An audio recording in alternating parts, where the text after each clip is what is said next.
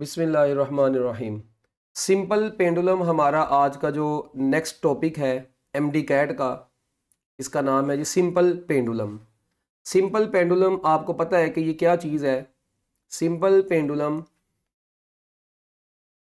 Consist of small heavy mass suspended with a light and inextensible string. Small heavy mass, एक small but heavy mess हो और उस mess को हमने क्या काम कर देना है, सस्पेंडेड, उसको हमने लटका देना है किसके साथ, सस्पेंडेड विद अ लाइट, हल्की सी, and inextensible string. Inextensible string के साथ जब हम उसको बच्चों हैंग कर देंगे तो उस वक़्त हमारे पास ये क्या बन जाता है, सिंपल पेंडुलम बन जाता है। क्या बन जाता है, सिंपल पेंडुलम हमारे पास तैयार हो जाता है। अच्छा, अब सिंपल पेंडुलम में अगर मैं इसकी एक डायग्राम बनाता हूँ, रफली डायग्राम एक इसकी ज़रा बना लेते हैं। लेट्स सपोज मैं कहता हूँ जी ये हमारे पास कोई भी एक फिक्स्ड सपोर्ट है और इस फिक्स्ड सपोर्ट के साथ हम यहाँ पर अटैच कर देते हैं एक ये लाइट सी स्ट्रिंग है, ठीक है। और इस स्ट्रिंग के इस एंड के ऊपर हमने क्या काम किया बच्चों, एक मैस को अटैच कर दिया। किसको अटैच कर दिया, ये मैस एम है एक, इसको हमने अटैच कर दिया। अब हम इसको जब मीन पोजीशन पे है इस वक्त, जब हम इसको मीन पोजीशन से उठाकर इस पोजीशन पर लेके आए इस मैस को, ये वाली पोजीशन जो थी इसकी, इसको हमने नाम दे दिया कि ये मीन पोजीशन है। हम इसको मीन पोजीशन से उठाकर बच्चों कहाँ पर ले आते हैं, अगर हम इसको एक्सट्रीम पोजीशन पर ले आते हैं, मीन पोजीशन से उठाकर कहाँ पर ले आते हैं, एक्सट्रीम पोजीशन पर, और ला के जब हम इसको यहाँ से छोड़ दें तो आपको पता है कि ये इधर को भी वापस आएगा मीन पोजीशन की तरफ, और उसके बाद ये यहाँ से इस तरह आगे जाता है और इस तरीके से ये अपनी मोशन को परफॉर्म करता जाता है। अच्छा, अब ये मीन और एक्सट्रीम पोजीशन के दरमियान में ये जो डिस्प्लेसमेंट है, इसको अगर मैं एक्स कह देता हूँ, ठीक है, वैसे तो ये एम्पलीट्यूड है, इसको एक्स नोट बोलना चाहिए, अगर चलें लेट्स सपोज मैं इसको एक्स कह देता हूँ। और यहां पर सबसे जो एक इंपॉर्टेंट चीज है, ये जिस पॉइंट से हमने सिंपल पेंडुलम को लटकाया हुआ है इसको बोलते हैं पॉइंट ऑफ सस्पेंशन। इसको क्या बोलते हैं, पॉइंट ऑफ सस्पेंशन बोलते हैं। इसको हम क्या बोलते हैं, पॉइंट ऑफ सस्पेंशन से लेकर ये बॉल जो है, ये बॉल इसका एक सेंटर ऑफ ग्रेविटी है, और ये सेंटर ऑफ ग्रेविटी तक जो टोटल लेंथ होती है ना, यहां से लेकर बच्चों यहां तक, पॉइंट ऑफ सस्पेंशन से लेकर तो पॉइंट सेंटर ऑफ मैस तक, ये जो लेंथ होती है, ये लेंथ जो होती है, इसको हम बोलते हैं लेंथ ऑफ पेंडुलम। इसको हम क्या बोलते हैं, लेंथ ऑफ द पेंडुलम। ये बच्चे बहुत गड़बड़ करते होते हैं, जब खास तौर पे हम इसका प्रैक्टिकल करते हैं एफएससी के अंदर, तो देखें जो लेंथ ऑफ द पेंडुलम है वो बेसिकली किसके बराबर है, length of the string. Length of the pendulum is equal to length of the string. जो स्ट्रिंग है उसकी लेंथ कहां, यहां ये स्ट्रिंग की लेंथ, और अब देखें ये सेंटर से लेकर इधर तक की जो चीज होगी, ये चीज, ये रेडियस ऑफ द बॉल नहीं होगा, plus radius of the ball. तो जो सिंपल पेंडुलम की लेंथ है, ये radius of the ball plus ऊपर जो स्ट्रिंग की लेंथ है, ये इसके बराबर होता है सिंपल पेंडुलम की लेंथ। तो ये बड़ी इंपॉर्टेंट चीज है, इससे रिलेटेड अभी आगे एक एमसीक्यू भी आएगा, जब मैं आपको बताऊंगा फिर आपको ज्यादा इसकी समझ आएगी कि अच्छा इसके अंदर ये चक्कर है। इसके बाद मीन पोजीशन के ऊपर तो हमें पता है कि जाहिर बात है इसका जो वेट है वो किधर को एक्ट करेगा, इसका वेट जो है वो डाउनवर्ड एक्ट करेगा, रस्सी में टेंशन टी अपवर्ड एक्ट करेगी। तो मीन पोजीशन के ऊपर ये दोनों कट जाते हैं, तो ये मैस इस वक्त मीन पोजीशन के ऊपर बैलेंस्ड रहता है, और हम इसको बोलते हैं कि ये इक्विलिब्रियम पोजीशन में है। ये किस पोजीशन में है, इक्विलिब्रियम पोजीशन में है, तो ये मैस यहाँ पे बैलेंस्ड रहता है। मगर अगर आप यहाँ पर देखें तो ये जो इसका जो वेट है वो किधर को एक्ट करेगा, डाउनवर्ड एक्ट करेगा। और इसके अगर हम कंपोनेंट्स बनाएं, देखें अब ये टेंशन टी तो अभी भी अपवर्ड ही एक्ट कर रही है, अगर अब हम यहाँ पर कंपोनेंट बनाते हैं इसके, क्योंकि देखें ये वेट नीचे को एक्ट कर रहा है, मगर ये तो इधर को आ रहा है, पेंडुलम तो वापस मीन की तरफ आ रहा है, इसका मतलब वेट का कोई ना कोई तो कंपोनेंट है जो इसको वापस लेके आ रहा है। तो हम इस वेट के जब रेक्टेंगुलर कंपोनेंट्स बनाते हैं तो इसका एक कंपोनेंट तो यूं बनता है ये, और एक कंपोनेंट बच्चों यूं बनता है। ये आपने कंपोनेंट्स बनाने का सारा काम सीखा हुआ है। ये थीटा होता है, ये थीटा याद रखिएगा, सिंपल हार्मोनिक मोशन अगर परफॉर्म करवानी है तो थीटा बहुत स्मॉल होगा, फिर ये सिंपल हार्मोनिक मोशन कंसीडर होती है। ये थीटा वेरी स्मॉल होना चाहिए, ठीक है, ये इसके लिए कंडीशन होती है सिंपल हार्मोनिक मोशन इसको बनाने के लिए। अच्छा, अब ये वेट के दो कंपोनेंट बन गए। ये जो थीटा ये वाला जो होता है इसको हम बोलते हैं एम जी कॉस थीटा। और देखें ये किसके सामने बनेगा, वो जो सामने बनेगा वो मैंने इधर बना दिया हुआ है बेसिकली, ठीक है, वो मैंने इधर बना दिया हुआ है, तो इससे कंफ्यूज नहीं होना आपने। तो ये वाला जो होगा थीटा के सामने वाला जिसको मैंने डॉटेड से शो किया था, मैं इरेज कर दिया है, ये वाला होगा एम जी साइन थीटा। ये वाला कंपोनेंट कौन सा होगा, एम जी साइन थीटा। अब वो वाला कौन सा है, एम जी कॉस थीटा। तो अब देखें ये एम जी कॉस थीटा जो है, ये वाला जो कंपोनेंट है, ये एम जी कॉस थीटा वाला, दिस कंपोनेंट जो है जी, ये क्या हो जाएगा, cancelled by the tension in the string, cancelled by the tension in string. या हम ये कहते हैं कि इस वक्त जो टी है वो basically M G cos theta के बराबर आ जाता है। ठीक हो गया। तो दोनों एक दूसरे के ऑपोजिट हैं, मैग्नीट्यूड मतलब इनकी सेम हो जाती है डायरेक्शन में, ये सारी बातें ऑपोजिट है, तो ये कैंसल्ड हो जाती है।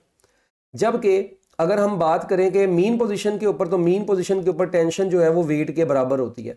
तो देखें यहां पर टेंशन वेट के बराबर है, वहां पर सिर्फ कंपोनेंट के बराबर है। इसका मतलब हम ये कहते हैं सिंपल पेंडुलम में टेंशन जो है वो एक्सट्रीम पोजीशन पे, क्योंकि वो कंपोनेंट कैंसिल हो रहा है उसे, तो एक्सट्रीम पोजीशन पे टेंशन जो है वो मिनिमम होती है, जबकि एक्सट्रीम मीन पोजीशन पे टेंशन क्या होती है, वो पूरे वेट के बराबर होती है, तो वो मैक्सिमम होती है। ये भी दो एमसीक्यूज यहाँ से बन जाते होते हैं। अच्छा, इसके बाद अब हम थोड़ी सी बात को आगे लेके चलते हैं। तो ये जो हमें अब ये वाला जो कंपोनेंट अब नजर आ रहा है एम जी साइन थीटा, ये कंपोनेंट जो है वो यहां पर क्या है, रिस्पॉन्सिबल है किसके लिए, इसको मीन पोजीशन की तरफ वापस लाने के लिए। तो हम कह सकते हैं in this case restoring force फिर क्या होगी, restoring force in case of simple pendulum, in case of simple pendulum जो रीस्टोरिंग फोर्स है वो किसके बराबर है। तो हम कहते हैं जी रीस्टोरिंग फोर्स सिंपल पेंडुलम के केस में minus M G sine theta के बराबर होती है।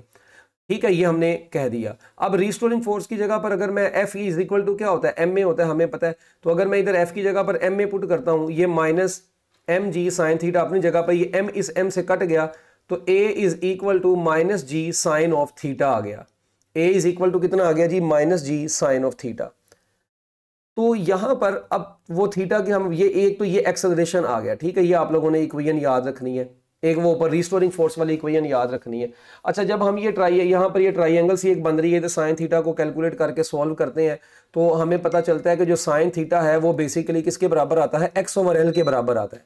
किसके बराबर आता है, एक्स ओवर एल के बराबर आता था। तो हम इसको a is equal to minus g x divided by l जब लिखते थे, तो यहां से हमें साफ पता चलता था कि a is equal to minus G over L into X. अब ये जो g ओवर एल था ये कांस्टेंट था, ये g ओवर एल बच्चों क्या होता है, कांस्टेंट है। तो हम यहां से कहते थे कि a जो है वो डायरेक्टली प्रोपोर्शनल टू आ जाता है माइनस एक्स के। तो ऐसी मोशन ऑफ वाइब्रेटरी मोशन जिसमें, ऐसी टाइप ऑफ वाइब्रेटरी मोशन जिसमें ये कंडीशन अचीव हो गई है, वो मोशन क्या होती है, सिंपल हार्मोनिक। इसलिए हम बोलते हैं कि ये सिंपल हार्मोनिक मोशन है। मगर एक बार फिर मैं बता दूं, ये सिंपल हार्मोनिक मोशन होती है सिंपल पेंडुलम की, मगर कंडीशन ये है कि ये स्मॉल एंगल्स के ऊपर, लार्ज एंगल्स के ऊपर, क्योंकि इसकी मोशन तकरीबन स्ट्रेट लाइन रहती है स्मॉल एंगल्स के ऊपर, इसलिए हम उसको सिंपल हार्मोनिक मोशन कंसीडर करते हैं। ये बात बड़ी इंपॉर्टेंट होती है, मैंने आपको फर्स्ट लेक्चर में बताया था सिंपल हार्मोनिक मोशन की ये कंडीशन है। अच्छा, तो अब यहां पर एक तो ये बात होगी कि restoring force in case of simple pendulum क्या होती है, वो हमने कैलकुलेट की, और ये हमने इसका एक्सेलरेशन का ये जो फार्मूला है ना, ये भी एमसीक्यूज में बहुत ज्यादा यूज होता है। अगर आपको याद हो, आपको एक नोट छोटा सा दे देता हूं, मैस स्प्रिंग सिस्टम में a is equal to minus K over M into X था, सिंपल पेंडुलम में a is equal to minus G over L into X है। तो ये अब आपने इसको कंफ्यूज नहीं करना इन दोनों फार्मूलाज को, ये दोनों की अपनी अपनी वक़्त है। ये मैस स्प्रिंग सिस्टम का था, ये किसका था, ये मैस स्प्रिंग सिस्टम का था। जबकि बच्चों ये वाला जो है ये किसके केस में है, ये पेंडुलम के केस में है। तो ये आप लोगों ने पेंडुलम के एक्सेलरेशन के लिए यूज किया करना है, और ये ऊपर वाला आपने मैस स्प्रिंग सिस्टम के लिए यूज किया करना है। ठीक है बच्चों, लो जी। और ये मैं लाइन लिख देता हूं फिर भी एक बार, ताकि आप लोगों को याद रहे कि सिंपल पेंडुलम में जो टेंशन होती है, हमने क्या बोला कि टेंशन इज मैक्सिमम। ठीक है, टेंशन इज मैक्सिमम। तो सिंपल हार्मोनिक मोशन में सिंपल पेंडुलम में tension is maximum at mean position, जबकि यहां पर हम क्या कहते हैं, tension is minimum at extreme position. Extreme position पर टेंशन इन द स्ट्रिंग क्या होती है, मिनिमम होती है, क्योंकि वो कंपोनेंट के वेट के बराबर होती है। ओके बच्चों, मगर इसको हम ये नहीं कहेंगे क्या जीरो, नो, मिनिमम है, मिनिमम जरूर है क्योंकि वो कंपोनेंट के बराबर आई है, नॉट जीरो, मगर इसको हम जीरो नहीं बोलते। तो ये ना कहना कि zero zero simple harmonic motion के दौरान टेंशन स्ट्रिंग में जीरो कहीं पे भी नहीं होती, बस मिनिमम हो जाती है। ठीक हो गया बच्चों। लो जी, ये बातें हो गई सारी सिंपल पेंडुलम के अंदर हमारे पास एक्सेलरेशन निकालने की भी। अब देखें ये जो एक्सेलरेशन का फार्मूला भी आपने पढ़ा है, क्या फार्मूला पढ़ा है, a is equal to minus G divided by L into X. एक फार्मूला आपने ये पढ़ लिया है और एक फार्मूला आप ये भी पढ़ते हैं, a is equal to minus omega square X, ये जनरल फार्मूला है। तो जब हम इन दोनों फार्मूलाज को आपस में कंपेयर करते हैं तो हमें पता चलता है omega square is equal to G over L आता है। तो omega is equal to under root ji divided by L, ये बन गया। अब ओमेगा की जगह पर मैं जब 2 पाई एफ पुट करूंगा तो 2 pi f is equal to under root ji divided by l. तो यहां से हमें पता चला कि एफ की वैल्यू कितनी आएगी, एफ जो है सिंपल पेंडुलम के केस में जो फ्रीक्वेंसी है वो किसके बराबर आ जाएगी, वो बराबर आ जाएगी 1 divided by 2 pi under root G over L, under root G over L. तो ये हमारे पास फ्रीक्वेंसी का फॉर्मूला आ गया। तो अगर टाइम पीरियड निकालना है तो इसका रेसिप्रोकल कर देंगे, 1/2 पाई का रेसिप्रोकल 2 पाई हो जाएगा और जी ओवर एल का रेसिप्रोकल एल ओवर जी हो जाएगा।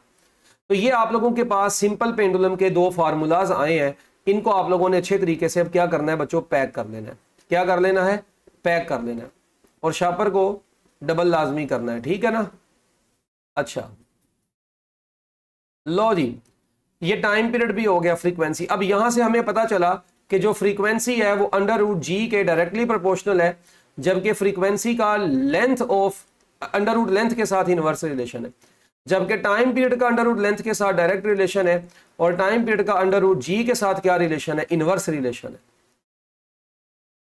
तो अब ये वही बातें अगर जी को चेंज करें, खैर इसके रिलेटेड अभी बहुत सारे एमसीक्यूज आगे आने हैं तो फिर हम उसके अंदर इसको बड़ी डिटेल में देखते हैं। अच्छा, अब सिंपल पेंडुलम का फ्रीक्वेंसी निकालने का फार्मूला भी आ गया, टाइम पीरियड निकालने का फार्मूला भी आ गया। ये जो फार्मूला था ये एंगुलर फ्रीक्वेंसी को कैलकुलेट करने का था, सिंपल पेंडुलम की एंगुलर फ्रीक्वेंसी को कैलकुलेट करने का फार्मूला। और याद रखिएगा ये जो सिंपल पेंडुलम का ये जो टाइम पीरियड होता है, this time period is independent of mass of the Bob, जो आपने ये बॉब अटैच की है या ball, mass of the ball and amplitude of vibration. जो उसकी वाइब्रेशन है उसका एम्पलीट्यूड भी इसमें नहीं आ रहा है, इसमें सिर्फ दो चीजें आ रही है, लेंथ और जी आ रहा है। तो ये आप लोगों ने याद रखना है, टाइम पीरियड लेंथ और जी के ऊपर बस डिपेंड करता है। इसी तरह फ्रीक्वेंसी भी है, वो भी इन दोनों चीजों के ऊपर डिपेंड नहीं करती, वो भी सिर्फ और सिर्फ लेंथ और जी के ऊपर ही डिपेंड करती है। और अगर एंगुलर फ्रीक्वेंसी की बात करें तो वो भी याद रखिएगा, एंगुलर फ्रीक्वेंसी भी जस्ट जी और एल पे डिपेंड कर रही है, यानी पूरी सिंपल हार्मोनिक मोशन में जो मैस और एम्पलीट्यूड के ऊपर ये डिपेंड नहीं करती, मैस और एम्पलीट्यूड के ऊपर बच्चों ये डिपेंड नहीं करती। Frequency, time period, angular frequency, इनमें से कुछ भी ये डिपेंड नहीं करता उन पे। ओके ले जी, इस बात के बाद अब हम थोड़ी सी बात को आगे लेकर चलते हैं। एक एमसीक्यू आता होता है सेकंड पेंडुलम का, इसका आता होता है बच्चों सेकंड पेंडुलम का। अब ये सेकंड पेंडुलम क्या होता है, ये नोट है छोटा सा, सेकंड पेंडुलम नाम से पता चल रहा है ऐसा पेंडुलम जिसका टाइम पीरियड 2 सेकंड हो। तो बच्चे कहते हैं भी शायद थर्ड पेंडुलम भी होगा जिसका टाइम पीरियड 3 सेकंड होगा, फोर्थ भी होगा, ऐसा कोई चक्कर नहीं है, ये सेकंड पेंडुलम ही है। इसकी अपनी एक ये अलग से टॉपिक है बड़ी डिटेल में, हमारी तो इतनी डिटेल में यहाँ पे है भी नहीं है, इसके यूजेस हैं बहुत सारे। तो सेकंड पेंडुलम कौन सा होता है, a pendulum whose time period is 2 second is called second pendulum.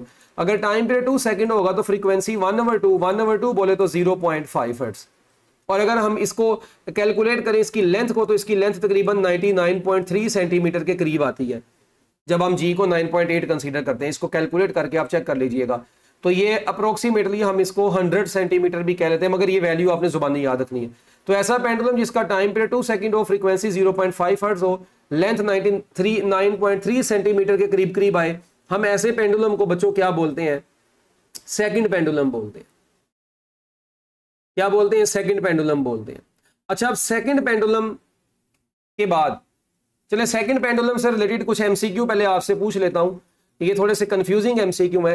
कहता है if the time period of second pendulum on the earth surface is 2 second, then the time period of second pendulum on the surface of moon कितना होगा। यानी time period simple सा मेरा ये question है, time period of second pendulum, time period of second pendulum on the surface of the moon, on the surface of moon. हाँ जी, moon की surface पे सेकंड पेंडुलम का टाइम पीरियड क्या होगा। अब ना हमारे बच्चे माशाल्लाह टी इज इक्वल टू फौरन आंखें बंद करके पागलों की तरह शुरू हो जाएंगे, 2 pi under root L over g, वहां पे एल की वैल्यू पुट करेंगे, जी की वैल्यू पुट करेंगे, क्योंकि लेंथ भी है जी भी है, तो यहां से सोल्व करके तो पता नहीं क्या आंसर, जी की वैल्यू मून वाली पुट कर देते हैं। ओ भाई उसने, तुम क्वेश्चन गौर से पढ़ो, उसने बोला टाइम पीरियड बताओ सेकंड पेंडुलम का। ओ यार वो मून पे है, वो जिस मर्जी जगह पे आपकी फूफी के घर है, खाला के घर है, अगर वो सेकंड पेंडुलम है ना तो उसका टाइम पीरियड 2 सेकंड ही रहना है, ये बात याद रखिएगा, अदरवाइज तो उसको सेकंड पेंडुलम बोलेंगे ही नहीं। तो सेकंड पेंडुलम का टाइम पीरियड मैं कहूं मार्स पे कितना होगा, मैं कहता हूं जुपिटर पे कितना होगा, भाई 2 सेकंड ही होगा, अदरवाइज तो वो सेकंड पेंडुलम ही नहीं होगा। हाँ मगर मगर मगर मगर यही क्वेश्चन इस टाइप से अगर आ जाए, अब जरा क्वेश्चन गौर से सुनिएगा, मैं आपसे कहता हूं इफ सेकंड पेंडुलम, ठीक है जी, is shifted to the moon, if second pendulum is shifted, अब बड़ा इंपॉर्टेंट वर्ड आया है ये, अगर तो बच्चों मैं इसको कर देता हूं shift, if second pendulum is shifted, कहां पर शिफ्ट कर देते हैं जी, from earth to the moon, no अब टाइम पीरियड कितना होगा। अच्छा अब की बार, अब आप जरा गौर से देखिएगा, क्या मैंने आपको ये बोला कि आप सेकंड पेंडुलम का टाइम पीरियड बताएं, बोला यही है, मगर जब आपने उसको शिफ्ट कर दिया है तो अब वो बेशक सेकंड पेंडुलम ना भी रहे, हमें कौन सी कोई टेंशन है, हमें तो सिर्फ जब शिफ्टिंग, जब तो शिफ्टेड का वर्ड आ जाएगा पुत्र, इसका मतलब है कि अब उसमें तब्दीली आनी है, ठीक है। ऊपर वाले में था सेकंड पेंडुलम का टाइम पीरियड बताओ, बात खत्म, तो वो तो 2 ही होता है। अब अगर शिफ्ट कर दोगे तो जारी बात है, फिर तो पंगा पढ़ना ही पड़ना, तुम एक चीज से पंगे ना लो और वो तुम्हारे साथ कुछ भी ना करे, ऐसा थोड़ी होगा। अच्छा अब तुम उसको शिफ्ट कर दो और तुमको नहीं मैं तो टाइम पीरियड ऐसे ही रखूंगा, भाई फिजिक्स है ये। अच्छा अब देखो अब की बार क्या होगा, टाइम पीरियड का फॉर्मूला क्या था, 2 pi under root L over g. अच्छा मान लेते हैं, यहां से हमें क्या पता चल रहा है, यहां से हमें पता चल रहा है टाइम पीरियड का अंडर रूट जी के साथ क्या रिलेशन है, इनवर्स रिलेशन है, क्या ख्याल है। तो अब देखें अगर टाइम पीरियड ऑन द, मैं कहता हूं जी टाइम पीरियड का जी के साथ क्या रिलेशन है, देखा हमने अंडर रूट जी के साथ इनवर्स रिलेशन है, ऐसा ही है। अच्छा तो अब मुझे एक बात बताएं, जो न्यू टाइम पीरियड आएगा वो फिर किसके बराबर आएगा, क्या मैं कह सकता हूं न्यू टाइम पीरियड, या ऐसे कह देते हैं time period on the surface of moon to the time period on the surface of earth is equal to under root G on the earth to the G on the moon. अब देखिए हमें पता है, अब इसके आगे हम क्या काम करते हैं, मून यहीं पे अर्थ के ऊपर, उसका टाइम पीरियड 2 सेकंड है, जी एम जो हमें पता है वो किसके बराबर होता है, वो 6 जी ई बाय 6 होता है। जी एम किसके बराबर होता है बच्चों, जी ई बाय 6 के बराबर होता है। अब वो 6 जब ऊपर चला जाएगा, जी ई बाय 6, तो ये बन जाएगा अंडर रूट 6। तो देखें यहां से क्या पता चला, यहां से हमें पता चला कि time period of the second pendulum on the surface of moon is 2 times under root 6 second. यानी अब टाइम पीरियड उसका देखें, जारी बात है, उसको जब शिफ्ट कर दिया तो वो टाइम पीरियड उसका चेंज हो जाएगा। तो ये बात आप लोगों ने याद रखनी है। तो अगर पेंडुलम को ऐसी जगह शिफ्ट किया जाए जहां जी की वैल्यू मुख्तलिफ होगी, तो उस पेंडुलम का टाइम पीरियड वहां पर चेंज हो जाएगा। अच्छा इसके बाद ना बच्चों, सिंपल पेंडुलम के कुछ ऐसे क्वेश्चंस जो डिफरेंट पेपर्स में देखे गए हैं जी के लिहाज से, जब हम देखें जी को चेंज करते हैं, तो पहले तो बात याद रखें बच्चों, variation in the value of the g, variation in value of the g. ये जो जी है जिसको हम ग्रेविटेशनल एक्सेलरेशन बोलते हैं, ग्रेविटेशनल फील्ड स्ट्रेंथ भी इसका नाम है, ठीक है, ग्रेविटेशनल फील्ड स्ट्रेंथ भी बोलते हैं, याद रखिएगा। ये जी में ना बच्चों तब्दीली आती रहती है ऑन द सरफेस ऑफ अर्थ, ठीक है जी। जी की जो वैल्यू होती है, अब देखें जो जी की वैल्यू है, अब ये कुछ फार्मूलाज है, मैं आपको बता दूं, ये ज्यादा डिटेल मतलब ये देखे गए हैं, जारी बात है आप लोगों में से बहुत सारे बच्चे ऐसे हैं जो डिफरेंट बोर्ड से तल्लक रखने वाले हैं। ए लेवल्स के बच्चे भी मौजूद होते हैं एमडी कैट देने के लिए। तो इसलिए कुछ बातें एक्स्ट्रा जो आपको बताई जाती हैं वो किसी ना किसी चीज का हिस्सा होती है, लिहाजा उनको गौर से सुन लिया करें। Value of the G on the surface of earth. तो बच्चों जी की value on the surface of earth जो होती है वो बराबर होती है G M capital G capital M mass of earth divided by radius of earth और उसका स्केयर। ये वैल्यू ऑफ जी होती है। क्या ख्याल? उसके बाद अगर मैं कहता हूं बच्चों वैल्यू ऑफ द जी बताएं above the surface of earth, above surface of earth, तो अगर हम सरफेस से ऊपर किसी हाइट पर है तो फिर जी के साथ एच लगा देते हैं और इसका फार्मूला होता है जी एम ई लिख लें यहां पे mess of earth divided by radius of earth plus जितनी हाइट पे है उसका स्केयर आ जाएगा।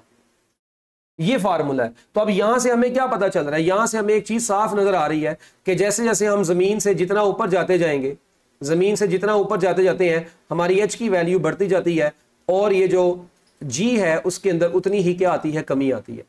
यानी कि हम कहेंगे हाइट बढ़ते बढ़ते बढ़ते एच जी की वैल्यू क्या होती जाती है, कम होती जाती है। तो जैसे जैसे हम जमीन से ऊपर जाते हैं जी की वैल्यू कम होती है।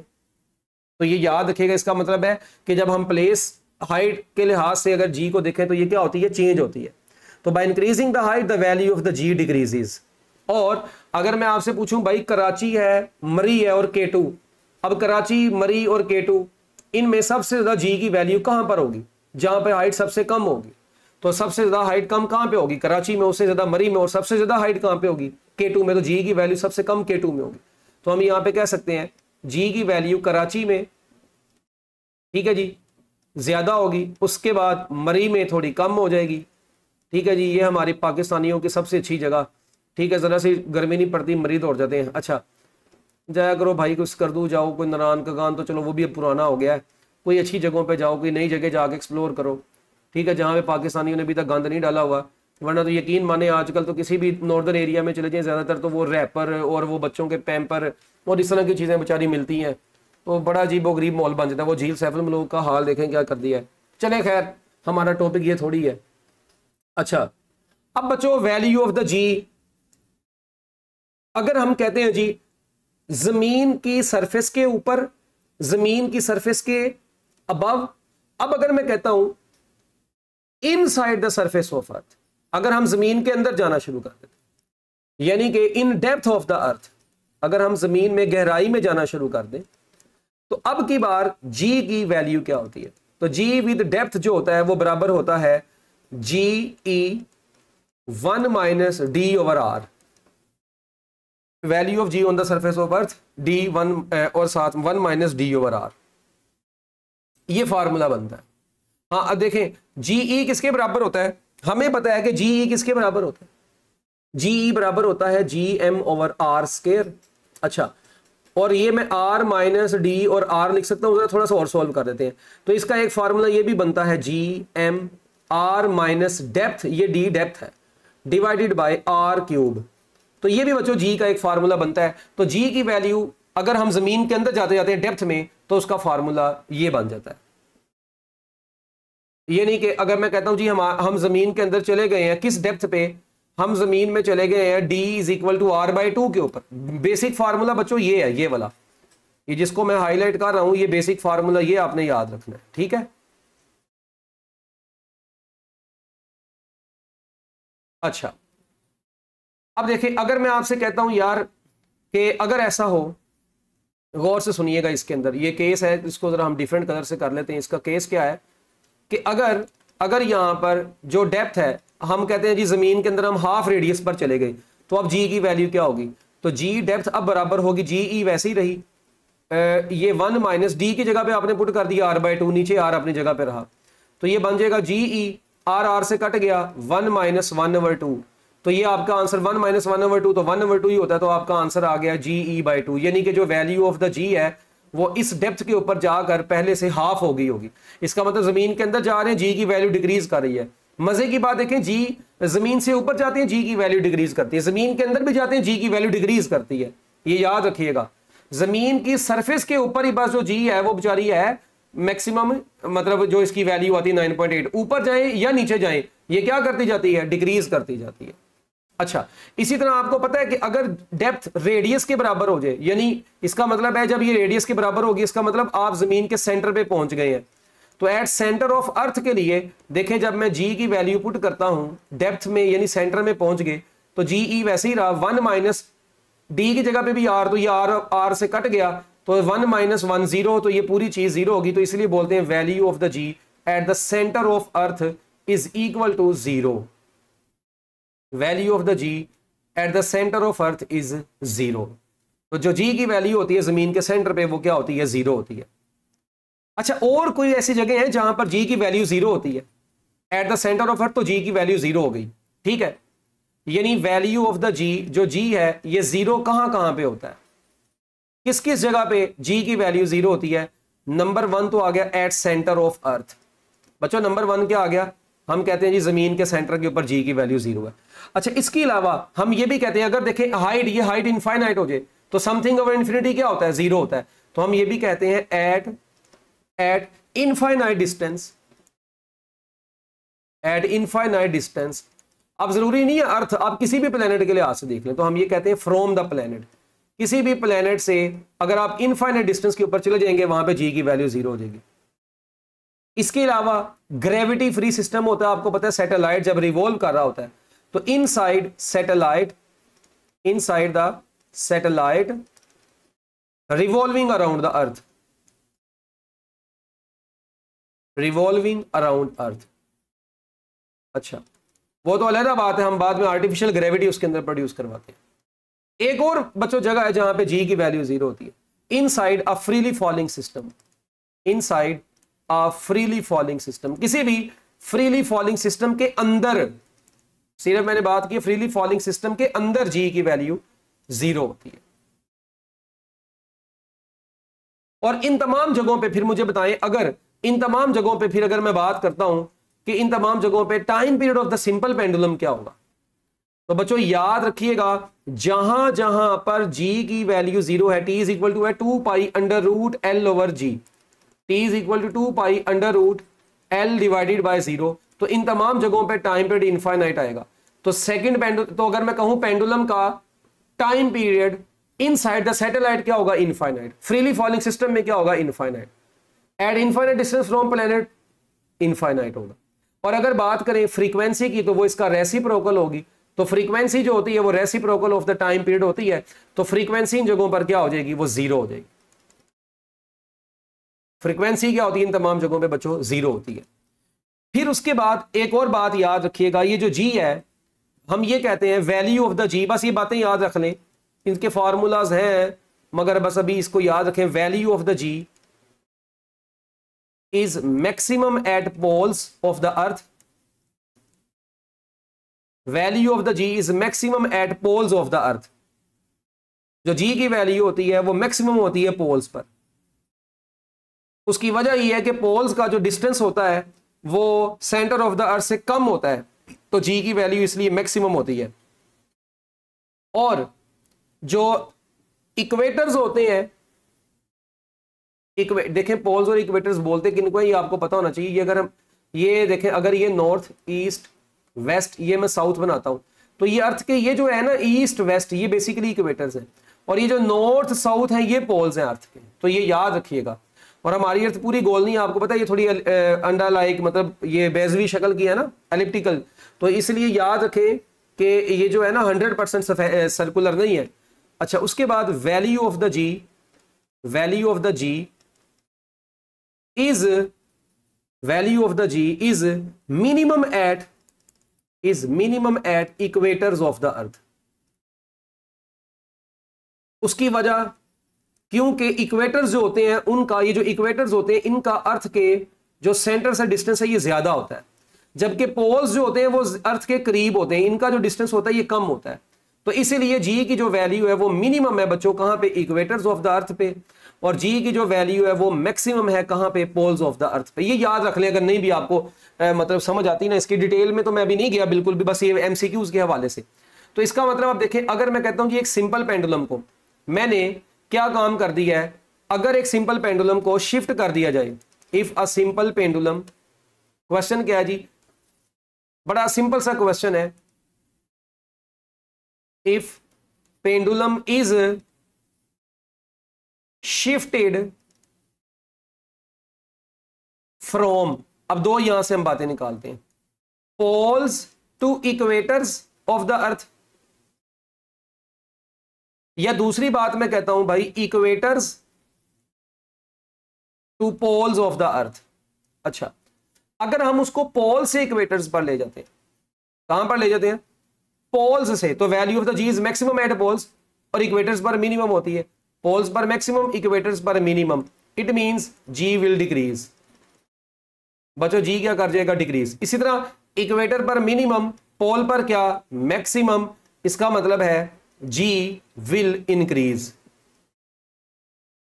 अच्छा, अब मेरी बात सुने, जहां पर जी डिक्रीज कर जाएगा, t is equal to pi under root L over g, तो जहां पे जी डिक्रीज करेगा वहां पे टाइम पीरियड क्या कर जाएगा, इंक्रीज कर जाएगा, और जहां पे जी इंक्रीज करेगा वहां पे टाइम पीरियड क्या कर जाएगा, डिक्रीज कर जाएगा। और जहां पे टाइम पीरियड इंक्रीज करता है वहां पे फ्रीक्वेंसी ऑफ वाइब्रेशन डिक्रीज कर जाएगी, और यहां पे फ्रीक्वेंसी ऑफ वाइब्रेशन क्या कर जाएगी, इंक्रीज कर जाएगी। तो ये इस तरीके से एमसीक्यू है आप लोगों से जो पूछे जा सकते हैं। इसके अलावा सिंपल पेंडुलम अगर हम किसी एलिवेटर के अंदर लगा देते हैं, सिंपल पेंडुलम के केसेस हम एलिवेटर के अंदर डिस्कस करते हैं। अच्छा देखें, इन एलिवेटर, अगर एलिवेटर की बात करते हैं बच्चों, लिफ्ट की बात करते हैं, तो उसमें आपको पता है कि जब लिफ्ट अपवर्ड जाती है, किस डायरेक्शन में जाती है, अपवर्ड डायरेक्शन के केस में क्या होता है, पहले तो देखते हैं, हम चार केस बनाते हैं ना। पहले तो हम देखते हैं कि अगर एलिवेटर रेस्ट की हालत में हो, किसकी हालत में हो, रेस्ट की हालत में। दूसरा हम केस बनाते हैं अगर वो अपवर्ड जा रही हो। तीसरा हम केस बनाते हैं अगर वो डाउनवर्ड आ रही हो। और एक केस हम और बना लेते हैं बच्चों, क्या, कि अगर वो फ्री फॉल कर रही हो। अच्छा जी, फ्रीली फॉलिंग का केस आ गया। ले जी, अगर तो एलिवेटर बच्चों रेस्ट की हालत में होगी, किस हालत में होगी, रेस्ट की हालत में, तो क्या होगा, तो सिंपल पेंडुलम के टाइम पीरियड का formula 2 pi under root L over g ही होगा, इसमें कोई तब्दीली नहीं है। एक ये फार्मूला हो गया, t is equal to 2 pi under root L over g. अच्छा, मगर अगर तो एलिवेटर किस डायरेक्शन में जा रही होगी, अपवर्ड डायरेक्शन में जा रही हो, तो अपवर्ड के केस में क्योंकि t is equal to 2 pi under root L divided by g plus a, ये फार्मूला बन जाएगा। क्योंकि अपवर्ड के केस में हम ये चैप्टर नंबर 5 में पढ़ चुके हैं, बहुत डिटेल में पढ़ चुके हैं, ठीक है, कि जब अपवर्ड डायरेक्शन में जाते हैं तो जी की वैल्यू जो होती है वो इफेक्टिव वैल्यू वो इंक्रीज कर जाती है। जिस एक्सेलरेशन से एलिवेटर ऊपर जाती है वो जी में वो एक्सेलरेशन ऐड हो जाता है। डाउनवर्ड के केस में t is equal to 2 pi under root L over g minus a आता है, ठीक है। और फ्रीली फॉलिंग के केस में तो आपको पता है ऊपर वाला फार्मूला यूज होगा, मगर ए इज इक्वल टू जी के बराबर हो जाता है, तो ऊपर वाले फार्मूले में ही t is equal to 2 pi under root L over 0 और आपका आंसर आ जाएगा अनडिफाइंड। तो अगर अब आप गौर से देखें यहां पर, तो जब एलिवेटर रेस्ट पे है तब तो जी की वैल्यू ये है। अच्छा, जब एलिवेटर अपवर्ड जा रही है तो जी की ओवरऑल वैल्यू क्या हो गई, अगर आप देखें तो जी की ओवरऑल वैल्यू इंक्रीज कर गई है, तो टाइम पीरियड विल डिक्रीज। तो हम क्या कहेंगे, टाइम पीरियड डिक्रीज कर जाता है। अगर टाइम पीरियड डिक्रीज करता है तो फ्रीक्वेंसी इंक्रीज करती है। इसीलिए एलिवेटर जब अपवर्ड डायरेक्शन में जा रही होती है आपके दिल की धड़कनों की फ्रीक्वेंसी भी बढ़ जाती है, और जब वो बेचारी डाउनवर्ड आती है तो जी की इफेक्टिव वैल्यू कम हो जाती है और टाइम पीरियड इंक्रीज कर जाता है। जब टाइम पीरियड इंक्रीज कर जाता है तो फ्रीक्वेंसी डिक्रीज कर जाती है। तो जब एलिवेटर डाउनवर्ड आती है तो आपके दिल की धड़कनों की फ्रीक्वेंसी कम हो जाती है, तब भी आपके दिल को कुछ कुछ होता है। ऊपर जाते वक्त भी कुछ कुछ हो रहा है, नीचे आते वक्त भी कुछ कुछ हो रहा है। मगर जब ये टाइम पीरियड इनफाइनाइट हो गया तो फ्रीक्वेंसी 0 हो जाएगी, आपके दिल की धड़कनों की वाइब्रेशन स्टॉप हो जाएगी और आप बशीर हो जाएंगे जल्द ही। तो एलिवेटर जब आपको पता चलता है रस्सी कट गई कहीं होगी तो मौत वहीं पे हो जाती है। ठीक है बच्चों, तो ये थी हमारे पास सिंपल पेंडुलम के हवाले से कुछ बातें। नेक्स्ट हम लोगों ने अब थोड़ी सी एमसीक्यूज के हवाले से भी बातें करते हैं, बल्कि एमसीक्यूज ना हम एंड पे डिस्कस करते हैं। जरा अब ये एनर्जी कंजर्वेशन इन एसएचएम, वैसे तो हमने इसके पढ़ ली थी कल फार्मूलाज, तो एक ना एमसीक्यूज के हवाले से एक बड़ा इंपॉर्टेंट टेबल बच्चों हम बनाते हैं। एक टेबल बनाते हैं, उस टेबल के अंदर हम लोगों ने ना डिफरेंट चीजें कवर करनी है। पहले नंबर पे तो देखें, अगर मैं यहां पर बात करता हूं कि आपको पता है सिंपल हार्मोनिक मोशन के दौरान बॉडी मीन पोजीशन पे, एक्सट्रीम पोजीशन पे, डिफरेंट इंटरवल्स पे होती है ना। अच्छा, अगर मैं आपसे कहता हूं जी हमारे पास अगर कोई बॉडी मीन पोजीशन पे है, या पहले हम बात कर लेते हैं एट एनी इंस्टेंट की, हम बात करते हैं एट एनी इंस्टेंट, किसी भी इंस्टेंट के ऊपर पोटेंशियल एनर्जी के, यहां पर अब हम ऊपर लिखते हैं पहले नंबर पे हम डिस्प्लेसमेंट देखते हैं कि किसी भी इंस्टेंट पे डिस्प्लेसमेंट क्या होता है, फिर हम वेलोसिटी देख लेते हैं, फिर उसके बाद हम एक्सेलरेशन देख लेते हैं, फिर उसके बाद बच्चों हम रीस्टोरिंग फोर्स देख लेते हैं। क्या देख लेते हैं? रीस्टोरिंग फोर्स देखते हैं कि किसी भी इंस्टेंट के ऊपर सिंपल हार्मोनिक मोशन में रीस्टोरिंग फोर्स क्या होती है।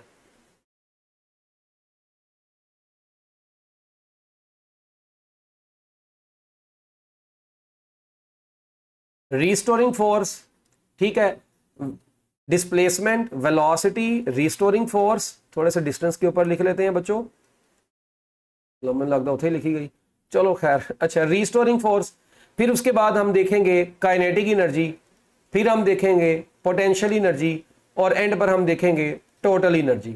अच्छा, सबसे पहले डिस्प्लेसमेंट की इक्वेशन क्या होती है at any instant. At any instant displacement का formula x is equal to x naught sine theta या साइन ओमेगा टी होता है। x is equal to x naught sine omega t भी हम बोलते हैं। ये किसी भी इंस्टेंट के ऊपर डिस्प्लेसमेंट निकालने का फार्मूला। वेलोसिटी का formula v is equal to V naught cos omega T होता है, या हम पढ़ते हैं v is equal to omega under root X naught का स्केयर माइनस एक्स का स्केयर, ये फार्मूला। एक्सेलरेशन का फार्मूले की अगर बात करें a is equal to minus A naught sine theta था, या इसका formula a is equal to omega square X magnitude form में ओमेगा स्केयर एक्स था। अगर बात करते हैं हम रीस्टोरिंग फोर्स की, यार ये ना थोड़े से मैं कहता हूं जरा अच्छे तरीके से लिखे जाएं, बड़े इंपॉर्टेंट फार्मूलाज है। रीस्टोरिंग फोर्स, इधर काइनेटिक एनर्जी, इधर पोटेंशियल एनर्जी, और इधर आ जाएगी टोटल एनर्जी। अच्छा, अगर अब मैं बात करता हूं रीस्टोरिंग फोर्स, तो बच्चों रीस्टोरिंग फोर्स का formula at any instant minus K X होता है। क्या फार्मूला होता है? Restoring force is equal to minus K X. वो आपको पता है माइनस का साइन तो जस्ट यहां पे डायरेक्शन को शो करता है, मैग्नीट्यूड फॉर्म में वो जस्ट के एक्स होता है, और वैसे ये मैग्नीट्यूड फॉर्म में हम लिख लेते हैं तो वो पॉजिटिव होगा, याद रखिएगा। अच्छा, काइनेटिक एनर्जी की अगर बात करें तो kinetic energy at any instant 1/2 के एक्स नोड का स्केयर माइनस एक्स स्केयर। अच्छा, इसके बाद पोटेंशियल एनर्जी की अगर बात करें तो 1/2 के एक्स स्केयर होती है, और टोटल एनर्जी की बात करें तो 1/2 के एक्स नोड का स्केयर। जब आप इन दोनों को ऐड कर देंगे ना, काइनेटिक एनर्जी और पोटेंशियल एनर्जी को ऐड करेंगे तो टोटल एनर्जी आएगी। तो वो तो आपको पता है इन दोनों का सम होनी है, जब आप इन दोनों को ऐड करके देख रहे हैं तो आपका वो कर देना है 1/2 के एक्स स्केयर, तो यही बचना है 1/2 के एक्स नोड का स्केयर। ये हो गया बच्चों एट एनी इंस्टेंट। अच्छा, इसके बाद हम चलाते हैं बात एट मीन पोजीशन क्या होगा। एट मीन पोजीशन क्या क्या बातें होंगी।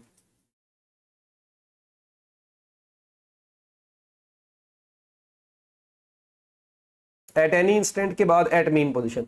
मीन पोजीशन के ऊपर जब बॉडी वाइब्रेट कर रही होती है तो हमें पता है मीन पोजीशन पे बच्चों सबसे पहले तो आपने ये बात याद रखनी है कि मीन पोजीशन के ऊपर जो डिस्प्लेसमेंट होता है वो जीरो होता है।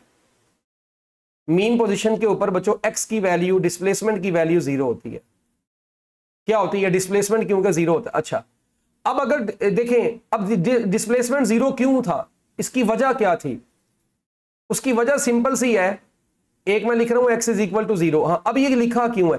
क्योंकि मीन पोजीशन के ऊपर जो हम एंगल डील करते हैं या तो वो 0 डिग्री होता है, या वो 180 डिग्री होता है, या बच्चों वो 360 डिग्री का होता है एक रेवोल्यूशन के अंदर।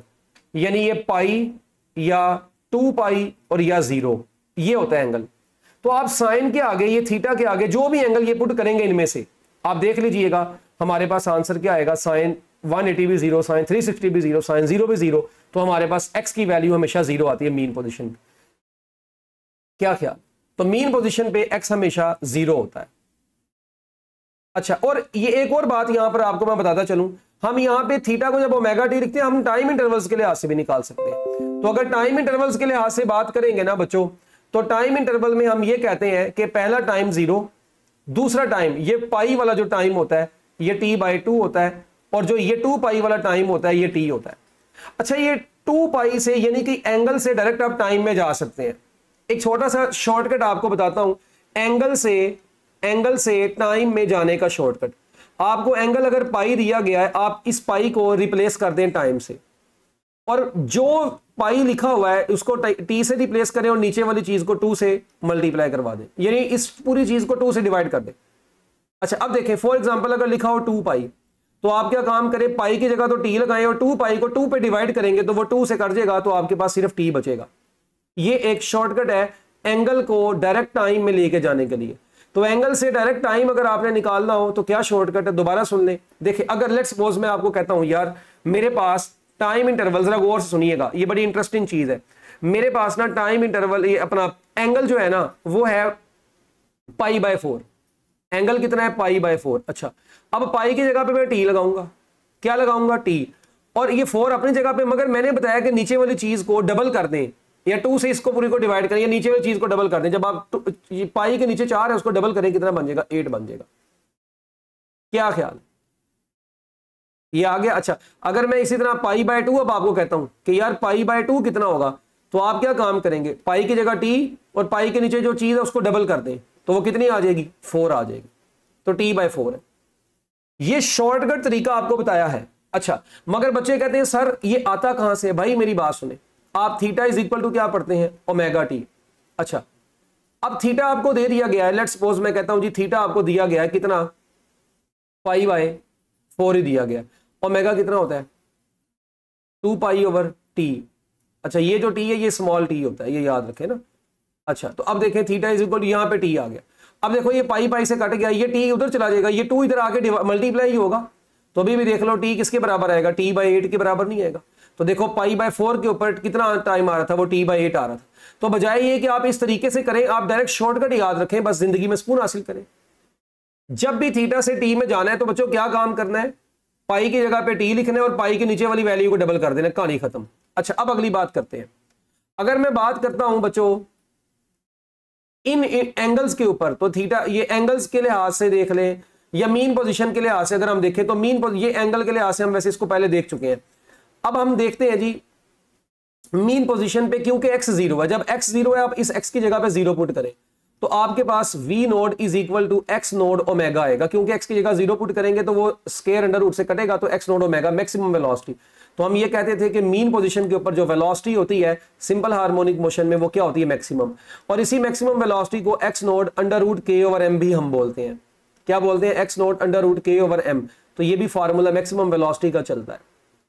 ये बात होगी बच्चों वेलोसिटी की। अच्छा, अब बात करते हैं एक्सेलरेशन की। एक्सेलरेशन में क्योंकि मीन पोजीशन पे x 0 होता है तो ओमेगा स्क्वायर इनटू 0, तो हमारे पास acceleration is 0 at the mean position, और इस 0 ये एक्सेलरेशन है 0 मीन पोजीशन पे। रीस्टोरिंग फोर्स क्योंकि x 0 है तो रीस्टोरिंग फोर्स भी 0 होती है एट द मीन पोजीशन। अच्छा, फिर काइनेटिक एनर्जी की बात करें, x की जगह पे 0 पुट करें तो काइनेटिक एनर्जी 1/2 के x नोट का स्क्वायर आती है, और हम इसको बोलते हैं कि ये मैक्सिमम काइनेटिक एनर्जी है, that is maximum kinetic energy.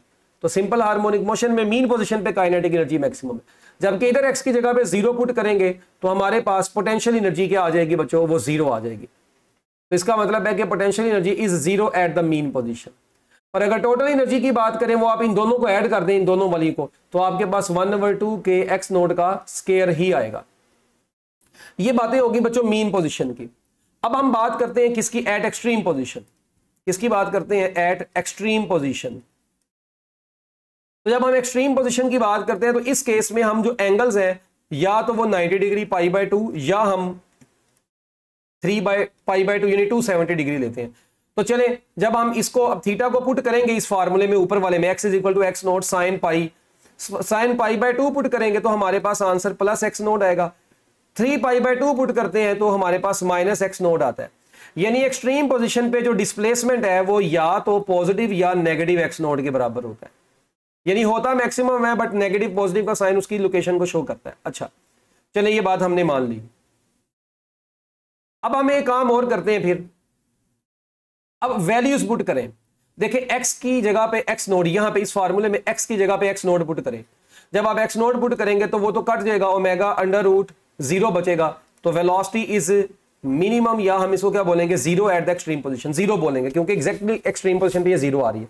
Acceleration की बात करें तो अब वो एक्स नोट ओमेगा स्केयर वो मैक्सिमम आएगा, और हम ये भी कहते हैं ओमेगा स्केयर जो होता है वो किसके बराबर होता है, यहां से दो बातें, ओमेगा होता है अंडर रूट के ओवर एम, तो ये अंडर रूट के ओवर एम भी बनता है, या एक्स नोड एल ओवर जी भी बनेगा। सिंपल पेंडुलम के केस में एल ओवर जी बन जाएगा, ठीक है, और मैस स्प्रिंग सिस्टम के केस में ये के ओवर एम होगा, क्योंकि ओमेगा अंडर रूट के ओवर एम होता है, स्केयर की वजह से उनका अंडर रूट कट जाएगा। तो ये सिंपल पेंडुलम के केस में, और वो किसके केस में है, मैस स्प्रिंग सिस्टम के केस में। अच्छा, रीस्टोरिंग फोर्स की अगर बात करें तो रीस्टोरिंग फोर्स जारी बात है एक्सट्रीम पोजीशन पे क्या होगी, मैक्सिमम होगी। मैग्नीट्यूड की मैं बात कर रहा हूं, इसलिए मैंने माइनस का साइन नहीं लगाया। अच्छा, काइनेटिक एनर्जी एक्स की जगह पे, इस एक्स की जगह पे, ये जो ऊपर एक्स है इसकी जगह पे एक्स नोट पुट करें तो काइनेटिक एनर्जी 0 आएगी, कहां पर, एक्सट्रीम पोजीशन पे। और इसी तरह काइनेटिक एनर्जी बच्चों इस पोजीशन, पोटेंशियल एनर्जी इस पोजीशन पे एक्स की जगह पे एक्स नोट पुट करें 1/2 के एक्स नोट का स्केयर आएगा, तो ये बच्चों हमारे पास मैक्सिमम आ जाएगी। और अगर इधर की बात करें तो इधर अगेन दोनों को ऐड करेंगे तो हमारे पास आंसर 1/2 के एक्स नोट का स्केयर ही आएगा। इसका मतलब क्या हुआ, इसका मतलब क्या हुआ कि हमारे पास जो काइनेटिक एनर्जी अब कहां पे मिनिमम है, कहां पे मैक्सिमम है, ये चीज आपने देख ली है। रीस्टोरिंग फोर्स कहां पे मिनिमम है, कहां पे मैक्सिमम है, एक्सेलरेशन कहां पे मिनिमम है, कहां पे मैक्सिमम है। एक चीज याद रखें, अब जो सबसे इंपॉर्टेंट चीज अब मैं आपको बताने जा रहा हूं, देखें जहां जहां पर डिस्प्लेसमेंट मैक्सिमम है, अब जरा वर्ड पे गौर करना, जहां पर डिस्प्लेसमेंट मैक्सिमम है वहां पर रीस्टोरिंग फोर्स भी मैक्सिमम है, पोटेंशियल एनर्जी भी मैक्सिमम है, एक्सेलरेशन भी मैक्सिमम है। ये चारों चीजें जहां पर एक मैक्सिमम है, सारी चीजें वो मैक्सिमम है। और इसी तरह जहां पे वेलोसिटी मिनिमम है वहां पे आप देखें काइनेटिक एनर्जी भी मिनिमम है, वहां पे काइनेटिक एनर्जी भी क्या है, मिनिमम। तो जहां पे velocity minimum, kinetic energy minimum. अच्छा, अब देखें, इसका मतलब मैं कह सकता हूं एक्सट्रीम पोजीशन पे वेलोसिटी और काइनेटिक एनर्जी मिनिमम है, बाकी सारी चीजें मैक्सिमम है। मीन पोजीशन के ऊपर एक्सेलरेशन जो है आप देखें, एक्सेलरेशन भी 0, रीस्टोरिंग फोर्स भी 0, पोटेंशियल एनर्जी भी 0, डिस्प्लेसमेंट भी 0। तो मैक्सिमम सिर्फ और सिर्फ कौन कौन सी चीजें हैं, वेलोसिटी और काइनेटिक एनर्जी मैक्सिमम है। तो यहां ये याद रखिएगा, हम यहां पर कह सकते हैं where acceleration is 0 velocity is maximum. क्या ख्याल है, where velocity is maximum acceleration is 0, where acceleration is 0 velocity is maximum. बातें बार बार सेम बोल गया हूं। तो लो जी बच्चों, ये जो बात है ये मैं आपको अब एक बात यहां पे क्लियर हो गई कि where the velocity is 0 acceleration is maximum.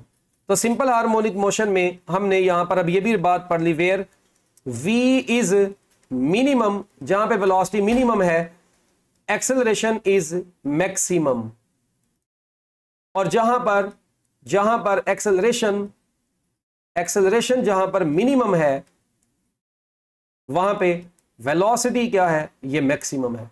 ये सिंपल हार्मोनिक मोशन के अंदर ऐसा काम होता है।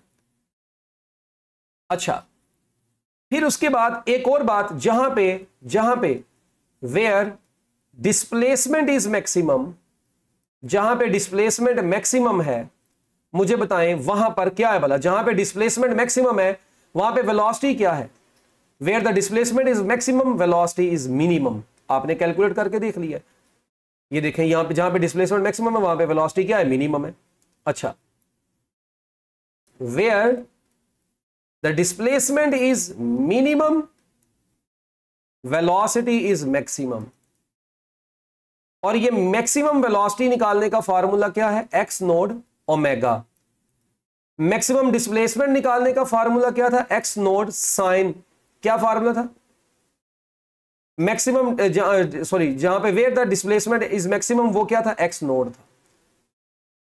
अच्छा, अब मुझे एक बात बताएं, क्या हमेशा डिस्प्लेसमेंट की जितनी वैल्यू मैक्सिमम हुआ करेगी वेलोसिटी की भी उतनी मैक्सिमम होगी, नहीं, वेलोसिटी की मैक्सिमम वैल्यू डिस्प्लेसमेंट को ओमेगा से मल्टीप्लाई करवाने के बाद आती है। तो वेलोसिटी और इसी तरह एक्सेलरेशन जो है, एक्सेलरेशन की भी मैक्सिमम वैल्यू बच्चों क्या है, एक्सेलरेशन की जो मैक्सिमम वैल्यू है वो क्या है, a naught is equal to x naught omega square है। तो इसका मतलब है कि ये तीनों की मैक्सिमम वैल्यूज डिफरेंट होंगी। फॉर एग्जांपल मैं कहता हूं जी ओमेगा सेम है, एक्स नोड भी सेम है, एक्सेलरेशन का आंसर क्या होगा, देखिए मेरी बात सुने। सपोज करें सिंपल हार्मोनिक मोशन में अगर मैं कहता हूं ओमेगा 10 रेडियन पर सेकंड है, ठीक है, और एक्स नोड की वैल्यू मैं कहता हूं जी 1 मीटर है, तो बताएं मैक्सिमम एक्सेलरेशन कितना होगा। अच्छा मैक्सिमम एक्सेलरेशन बताएं, मैक्सिमम वेलोसिटी बताएं, डिस्प्लेसमेंट तो पहले ही 1 मीटर है। अच्छा अब इस केस में हम क्या काम करेंगे, हम ए नोड निकालेंगे। ए नोड का फार्मूला क्या पुट करेंगे, वही जो मैंने आपको ऊपर बता दी है, 1 × 10 का स्क्वायर, तो हमारे पास आंसर आ गया 100 मीटर पर स्क्वायर सेकंड। इधर की अगर बात करें, एक्स नोड की वैल्यू 1 है, ओमेगा की वैल्यू 10 है, हमारे पास आंसर आ गया 10 मीटर पर सेकंड। अब आप देखें कि इसका मतलब डिस्प्लेसमेंट की मैक्सिमम वैल्यू जब 1 मीटर है तो, और बाकी ओमेगा अगर कांस्टेंट हो, तो वेलोसिटी की वैल्यू उस वक्त मैक्सिमम वैल्यू 10 है और एक्सेलरेशन की मैक्सिमम वैल्यू कितनी है, वो 100 है। इसका मतलब क्या हुआ, इसका मतलब यह हुआ कि बच्चों यहां पर हम ये कह सकते हैं कि ये कहीं पर भी एग्जैक्टली एक जैसी वैल्यूज इनकी नहीं होती। ये पता मैं आपको बात क्यों बता रहा हूं, अब देखें कल वाली बातों में से मैं आपको जल्दी जल्दी जरा रिवाइज करवा देता हूं। हमने कल डिस्प्लेसमेंट टाइम ग्राफ पढ़ा था सिंपल हार्मोनिक मोशन का। जब बॉडी अपनी मोशन को स्टार्ट करती है मीन पोजीशन से, ये बातें मैं बार बार बता रहा हूं, फ्रॉम मीन पोजीशन ये ग्राफ है, ये डिस्प्लेसमेंट टाइम ग्राफ था। अच्छा इसी तरह जो वेलोसिटी टाइम ग्राफ था वो कुछ यूं था, ऐसा ही है, ये वेलोसिटी टाइम ग्राफ था। अच्छा एक्सेलरेशन टाइम ग्राफ हमने कल पढ़ा था, वो कैसा था, वो इनवर्स साइन वेव था, ऐसा था। अच्छा अब जरा यहां पर देखें, मुझे अब मैं आप लोगों से यह पूछता हूं कि यार डिस्प्लेसमेंट और वेलोसिटी में से कौन लीडिंग है और कौन लैगिंग है। अब जरा आपने इन चीजों को मद्देनजर रखते हुए बताना है। कुछ बातें हैं, कुछ एमसीक्यूज हैं बड़े टिपिकल जी, इनको मद्देनजर रखते हुए बताएं। आप देखिए डिस्प्लेसमेंट जब 0 से स्टार्ट हो रहा है, वेलोसिटी उस वक्त मैक्सिमम पे, तो मैं कह सकता हूं वी वेलोसिटी जो है वो बेसिकली क्या कर रही है, लीड कर रही है। वी लीड्स द, हाँ जी वी किसको लीड कर रहा है बच्चों, वी लीड्स एक्स। क्या ख्याल है, क्योंकि एक्स देखें 0 पे है, वेलोसिटी पॉजिटिव मैक्सिमम पे है पहले, इसका मतलब वेलोसिटी लीड्स द एक्स। अच्छा यानी velocity is leading, displacement is lagging. अच्छा अगर मैं वेलोसिटी और एक्सेलरेशन को देखूं तो जारी बात है वेलोसिटी पहले ही पॉजिटिव पे है, एक्सेलरेशन अभी 0 पे है, तो हम ये भी कह सकते हैं वेलोसिटी लीड्स द एक्सेलरेशन। यानी वेलोसिटी इन दोनों केसेस में, वेलोसिटी जो है वो डिस्प्लेसमेंट से भी लीड करती है, एक्सेलरेशन से भी। अच्छा अगर मैं एक्सेलरेशन और डिस्प्लेसमेंट की बात करता हूं तो बच्चों देखें एक्सेलरेशन की पॉजिटिव पीक, ये नेगेटिव पीक जब पहुंचती है तो डिस्प्लेसमेंट उस वक्त पॉजिटिव पीक पे पहले ही पहुंचा हुआ है। क्या ख्याल है, जब डिस्प्लेसमेंट पॉजिटिव पीक पे है तो एक्सेलरेशन की वैल्यू नेगेटिव पीक पे है। इसका मतलब डिस्प्लेसमेंट जो है वो क्या करता है, displacement leads acceleration, displacement leads acceleration. अच्छा अगर मैं आपसे कहता हूं बच्चों वेलोसिटी, बल्कि देखें वेलोसिटी को एक्स से भी देख लिया, वेलोसिटी को एक्सेलरेशन से भी देख लिया, फिर एक्स को एक्सेलरेशन से देख लिया, अब कौन रह गया, यानी हमने इन तीनों को आपस में देख लिया। अच्छा अब मेरी एक बात सुनना, ये तो बात होगी। अब आपको पता है लीड्स एक्स बाय कितने डिग्री, साफ पता चलेगा आपको 90 डिग्री। अच्छा हाँ डिस्प्लेसमेंट और एक्सेलरेशन को अगर हम देखें तो वो तो जारी बात है, अभी आपने देख लिया, सॉरी हाँ ओके ठीक है। जरा गौर से देखिएगा, अगर हम इन तीनों को आपस में रिलेट करवाएं ना तो हमें ये पता चल रहा है, बल्कि नहीं हाँ जो मैं बात पूछना चाह रहा था मेरे ज़हन में आ गई है। देखें डिस्प्लेसमेंट लीड कर रहा है एक्सेलरेशन से, मगर कितने डिग्री के एंगल से, बाय 180 डिग्री, जिसको हम पाई बोलते हैं। ये लीड कर रहा है बाय 90 डिग्री, सर बातें बड़ी काम की, बाय 90 डिग्री यानी पाई बाय 2। ये कर रहा है बाय 90 डिग्री यानी पाई बाय 2। अच्छा अब ऐसा क्यों है, मेरी बात को जरा गौर से सुनिए। देखें जब डिस्प्लेसमेंट पॉजिटिव मैक्सिमम पे है तो एक्सेलरेशन नेगेटिव मैक्सिमम पे था, इसका मतलब इसके इन दोनों के दरमियान, और देखें इधर मेरी बात सुने, ये है डिस्प्लेसमेंट का ग्राफ, सॉरी जरा टैब के ऊपर ना जो बंदा नया होता है ना भाई उसके साथ यही होता है। ये देखें डिस्प्लेसमेंट टाइम ग्राफ ऐसा है। अच्छा जो एक्सेलरेशन टाइम ग्राफ है वो कुछ यूं है। अब मुझे बताएं कि यहां पर गौर से देखिएगा, हम पॉजिटिव पीक पे देखते हैं बस। आप देखें जब ये एक्स की डिस्प्लेसमेंट की पॉजिटिव पीक है तो ये किसकी पॉजिटिव पीक है? एक्सेलरेशन की। ये एक्सेलरेशन की है, ये डिस्प्लेसमेंट की है। इनके दरमियान में एंगल कितने डिग्री का बनेगा? आप कैलकुलेट करके देख लें, 180 डिग्री का बनेगा। पाई का बनेगा, कितने का बनेगा? 180 डिग्री, यानी पाई बनेगा। ये फेज की बातें हमने चैप्टर नंबर 8 में करनी भी है अभी आगे। तो यहां से क्या पता चला हमें? यहां से हमें ये पता चला कि ये पाई बाय 2 से। अच्छा, जबकि इधर देखें, जब वेलोसिटी की बात करते हैं हम, किसकी? वेलोसिटी और एक्सेलरेशन की, या वेलोसिटी और डिस्प्लेसमेंट की। तो यहां से हमें क्या पता चलेगा? ये देखें, ये वेलोसिटी अगर ऐसे स्टार्ट हुई है ना हमारी, तो आप देखें जो डिस्प्लेसमेंट है वो तो ऐसे ही चल रहा था ना हमारे पास। डिस्प्लेसमेंट का ग्राफ, एक मिनट सॉरी, पहले हम डिस्प्लेसमेंट का बना लेते हैं ना। अच्छा, ये देखें, ये अगर डिस्प्लेसमेंट टाइम ग्राफ ऐसा हो तो वेलोसिटी टाइम ग्राफ कैसा होगा? हम इसके पहले ये पॉइंट्स मार्क कर लेते हैं। ये आपने फेज वाला टॉपिक पढ़ा होगा। अच्छा, अब इन पॉइंट्स पर क्या होता है? जहां पे डिस्प्लेसमेंट मिनिमम था, आपने पढ़ा था, वहां पे वेलोसिटी मैक्सिमम थी। तो इसीलिए इसका ग्राफ जो था वो कुछ इस शेप का बनता था हमारे पास। ये ग्राफ हमारे पास इस शेप का बना।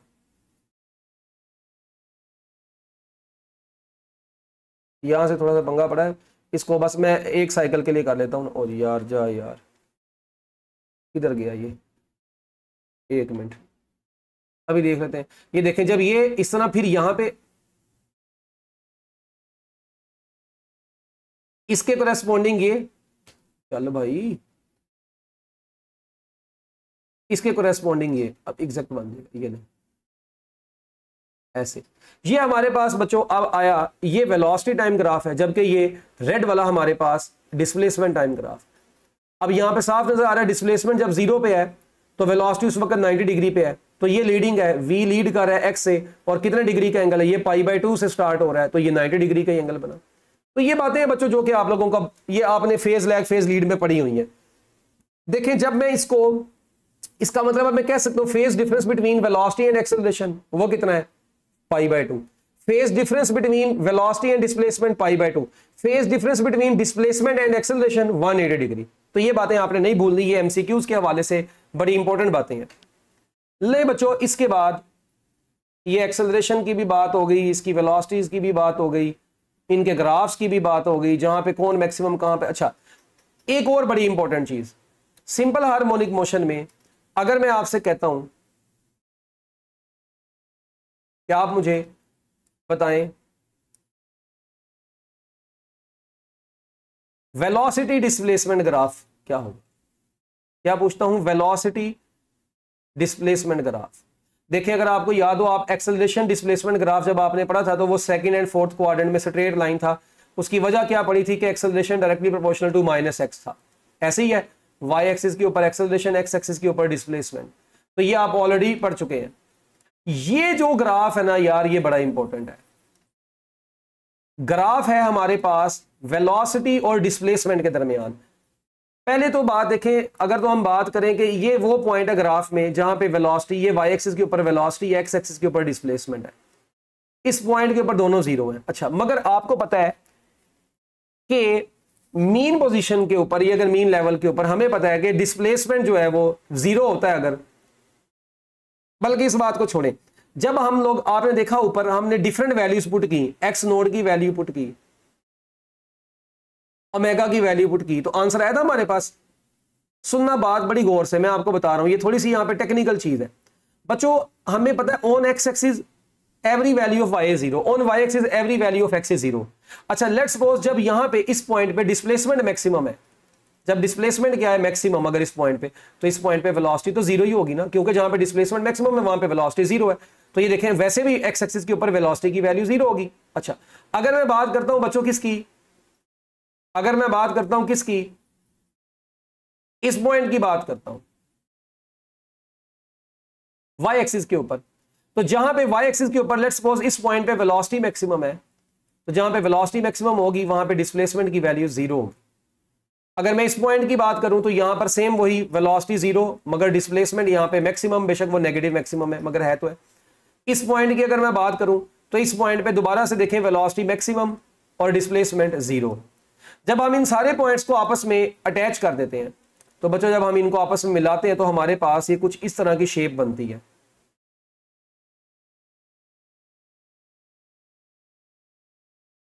एक मिनट यार, ये ना जरा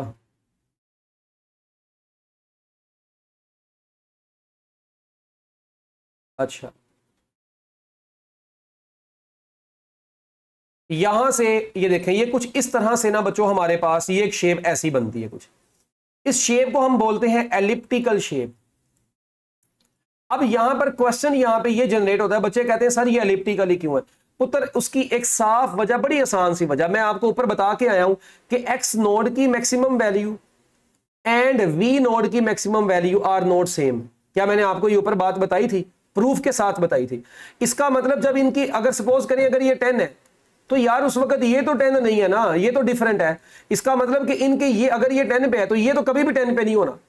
जबकि सर्कल जो होता है हमें पता है वो तो कांस्टेंट रेडियस होता है, कांस्टेंट रेडियस वाली शेप जो है वो हमारे पास सफेद सर्कुलर शेप है।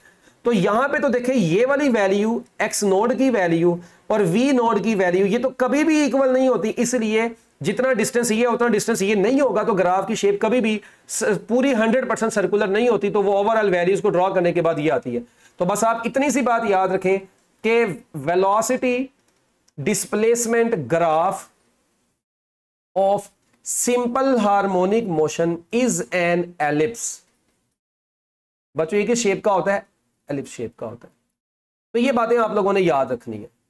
ले जी, अब हम थोड़ी सी और बातों की तरफ अभी चलते हैं। बातें मैंने आपको बताया बहुत सारी हैं, ठीक है, चीजें हमारे पास भी बहुत सारी हैं, मगर टाइम हमारे पास कम है, मगर फिर भी हम इन चीजों को करते जाते हैं साथ साथ। अभी हमने देखें, अभी तक हमने कौन कौन से ग्राफ पढ़े हैं, जरा जस्ट याद करवा दें। एक हमने एक्सेलरेशन डिस्प्लेसमेंट ग्राफ पढ़ा, अच्छा, एक हमने फोर्स डिस्प्लेसमेंट ग्राफ पढ़ा।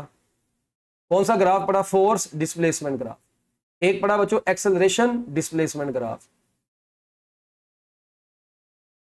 एक पढ़ा फोर्स डिस्प्लेसमेंट ग्राफ। एक हमने कौन सा पढ़ा, एक हम लोगों ने पढ़ा वेलोसिटी डिस्प्लेसमेंट ग्राफ। क्या पढ़ा, वेलोसिटी डिस्प्लेसमेंट ग्राफ। अच्छा, एक्सेलरेशन और वेलोसिटी का ग्राफ भी कैसा बनेगा, जहां पे वेलोसिटी मैक्सिमम है वहां पे एक्सेलरेशन 0 है, तो उसका ग्राफ भी बच्चों एलिप्टिकल शेप का ही बनता है। फिर उसके बाद हम लोगों ने बच्चों और किसका ग्राफ पढ़ा, एक्सेलरेशन टाइम का ग्राफ पढ़ा। फिर हम लोगों ने डिस्प्लेसमेंट टाइम ग्राफ पढ़ा। फिर हम लोगों ने वेलोसिटी टाइम ग्राफ पढ़ा, ठीक है। अब हम इसी तरह आगे काइनेटिक एनर्जी डिस्प्लेसमेंट का ग्राफ पढ़ेंगे, पोटेंशियल एनर्जी डिस्प्लेसमेंट का ग्राफ पढ़ेंगे। फिर हम टोटल एनर्जी डिस्प्लेसमेंट का ग्राफ देखते हैं।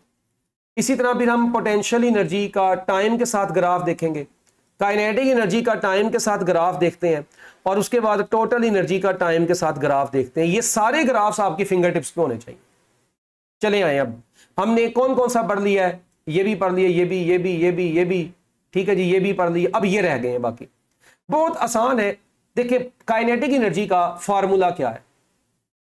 हम काइनेटिक एनर्जी और डिस्प्लेसमेंट की अगर बात करें, सबसे पहले kinetic energy versus displacement graph. देखें मेरी बात सुने, काइनेटिक एनर्जी का सबसे पहले मुझे डिस्प्लेसमेंट के साथ फार्मूला बता दें। काइनेटिक एनर्जी का फार्मूला है 1/2 k x स्क्वायर। तो यहां से क्लियरली नजर आ रहा है कि काइनेटिक एनर्जी का मैक्सिमम काइनेटिक एनर्जी का ना एक्स नोड का स्क्वायर, एक्स नोड के स्क्वायर के साथ डायरेक्ट रिलेशन। क्या ख्याल है, इसका मतलब यह है कि काइनेटिक एनर्जी का बेसिकली डिस्प्लेसमेंट के स्क्वायर के साथ डायरेक्ट रिलेशन है। तो बच्चों जब भी स्क्वायर आ जाए, डिस्प्लेसमेंट का स्क्वायर है क्योंकि, तो स्क्वायर चीज का आपको पता है जो ग्राफ होता है ये हमेशा पैराबोलिक शेप का होता है। किस शेप का होता है, पैराबोलिक शेप का होता है। ड्रॉ में भी बाद में करता हूं। अच्छा, इसी तरह बच्चों अगर मैं पोटेंशियल एनर्जी और डिस्प्लेसमेंट के दरमियान में ग्राफ को ड्रॉ करूं, तो पोटेंशियल एनर्जी और डिस्प्लेसमेंट के दरमियान में ग्राफ जो है वो 1/2 k x स्क्वायर है। वो भी इसका मतलब है कि इधर भी पोटेंशियल एनर्जी का x स्क्वायर के साथ क्या रिलेशन आ रहा है, डायरेक्ट इसका भी ग्राफ पैराबोलिक शेप का होगा। तो एक बात तो डन होगी कि ये भी पैराबोला होगा, ये भी पैराबोला होगा, स्क्वायर वाले फंक्शन का ग्राफ है ना। अच्छा, अब वो पैराबोला कैसे बनेंगे। टोटल एनर्जी तो हमें पता है डिस्प्लेसमेंट के लिए से कांस्टेंट रहती है। तो चलिए हम आपकी बुक के मुताबिक इसका ग्राफ ड्रॉ करते हैं जल्दी जल्दी। ये देखें, अगर मैं आपसे कहता हूं, भाई तू किधर आ गया, नीचे हो थोड़ा, एक मिनट।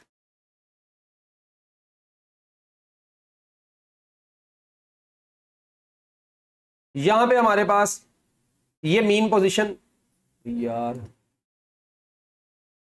अच्छा, ये मीन पोजीशन है हमारे पास, ठीक है।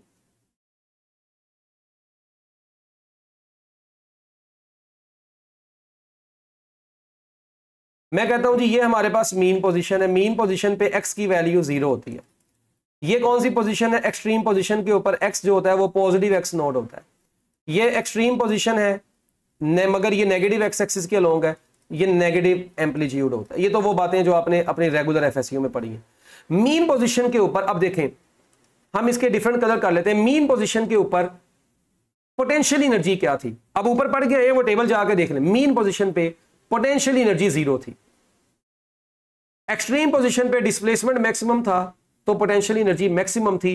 और हमारे पास पोटेंशियल एनर्जी का जो ग्राफ है वो बच्चों कुछ इस शेप का बनता है, ये that is the graph of potential energy. अच्छा, अगर मैं बात करता हूं बच्चों काइनेटिक एनर्जी की, तो मीन पोजीशन पे काइनेटिक एनर्जी मैक्सिमम थी, जबकि potential energy kinetic energy extreme position पे क्या होती है? 0। और ये ग्राफ जो होता है बच्चों ये कुछ इस शेप का बन जाता है हमारे पास। और अगर मैं टोटल एनर्जी की बात करूं तो टोटल एनर्जी पूरी सिंपल हार्मोनिक मोशन में, देखें वैसे भी दोनों पैराबोला आपस में कट जाने हैं, ये काइनेटिक एनर्जी का ग्राफ। तो जो बच्चों टोटल एनर्जी होती है वो हमेशा क्या रहती है? वो कांस्टेंट रहती है। जो टोटल एनर्जी है बच्चों वो क्या रहती है? कांस्टेंट रहती है। तो अगर मैं ये एमडी कैट के पेपर में, पास्ट पेपर्स में भी ये एमसीक्यू देखा गया है कि टोटल एनर्जी जो होती है, यहां पर अगर डिस्प्लेसमेंट है और यहां पे अगर हमारे पास टोटल एनर्जी है वाई एक्सिस के ऊपर, तो टोटल एनर्जी क्या रहती है? मीन पोजीशन, एक्सट्रीम पोजीशन, हर जगह पे कांस्टेंट रहती है। तो इसके ग्राफ की शेप स्ट्रेट लाइन होती है पैरेलल टू डिस्प्लेसमेंट एक्सिस, ठीक है। हम इसको बोलते हैं straight line parallel to displacement axis. अच्छा जी, यहां पर अब आप जरा गौर से देखें कि काइनेटिक एनर्जी और पोटेंशियल एनर्जी दोनों की शेप्स क्या है? पैराबोलिक है। तो पोटेंशियल एनर्जी का अकेले का ग्राफ देखें तो बच्चों ये नीचे ऐसे ऊपर से नीचे आ रहा है, पहले ऊपर से नीचे आता है फिर ऊपर को जाता है, जबकि पोटेंशियल काइनेटिक एनर्जी का पहले ऊपर को जाता है फिर नीचे को आता है। तो ये आप लोगों ने जरा इसकी शेप्स को ध्यान से अपने माइंड्स में रख लेना है। अच्छा, अब आप एक चीज पे गौर करें जरा, देखिए ये जो पॉइंट होता है ना, ये वाला जो पॉइंट, इस पॉइंट के ऊपर पोटेंशियल एनर्जी और काइनेटिक एनर्जी आपस में इक्वल होते हैं। इस पॉइंट पे भी बच्चों पोटेंशियल एनर्जी और काइनेटिक एनर्जी आपस में क्या होते हैं? एक दूसरे के इक्वल होते हैं। अच्छा, ये आप देखिए मैंने पूरी वेव बनाई है कि हाफ, ये तो आधी वाइब्रेशन बनाई है। आधी वाइब्रेशन में ये 2 दफा इक्वल है, तो इसका मतलब इसके आगे वाली जो वाइब्रेशन होगी उसमें भी ये 2 दफा इक्वल होंगी। तो total potential energy and kinetic energy, यानी हम कहते हैं potential energy is equal to kinetic energy कितने टाइम्स? 4 टाइम्स ये एक दूसरे के इक्वल होती हैं इन वन वाइब्रेशन। एक वाइब्रेशन में 4 मरतबा बच्चों काइनेटिक एनर्जी और पोटेंशियल एनर्जी एक दूसरे के इक्वल होती हैं। ये बड़ी इंपॉर्टेंट बात मैंने आपको बताई है। अच्छा, इसी तरह अब देखिए अगर मैं बात करता हूं काइनेटिक एनर्जी मैक्सिमम, तो देखिए काइनेटिक एनर्जी इस पॉइंट पे क्या है? मैक्सिमम। एक मरतबा पहली वाइब्रेशन में मैक्सिमम है, इसी तरह दूसरी वाइब्रेशन में भी एक दफा मैक्सिमम आएगी। यानी हम ये कहते हैं कि टोटल ये कितनी दफा मैक्सिमम होती है काइनेटिक एनर्जी? एक वाइब्रेशन में 2 दफा मैक्सिमम होती है। यानी हम यहां पर क्या कहेंगे? काइनेटिक एनर्जी इज मैक्सिमम कितने टाइम्स? 2 टाइम्स ये मैक्सिमम होती है इन वन वाइब्रेशन, इन वन वाइब्रेशन। इसी तरह बच्चों मैं पोटेंशियल एनर्जी की भी अगर बात करूं तो पोटेंशियल एनर्जी भी क्या होती है? मैक्सिमम होती है कितने दफा? 2 टाइम्स। 2 टाइम्स बच्चों ये भी मैक्सिमम होती है इन वन वाइब्रेशन। एक वाइब्रेशन में बच्चों ये भी 2 दफा मैक्सिमम होती है। और हम यहां पर ये भी कहते हैं कि जो frequency of the kinetic energy है वो 2f होती है, और यही हम ये कहते हैं कि frequency of the potential energy भी जो होती है वो 2f होती है। तो अगर फ्रीक्वेंसी डबल होती है तो जारी बात है टाइम पीरियड जो होगा वो क्या होगा? हाफ होगा। टाइम पीरियड क्या होता है? हाफ होगा। ठीक हो गया जी बच्चों। तो ये अगर फ्रीक्वेंसी डबल है तो टाइम पीरियड आधा होगा।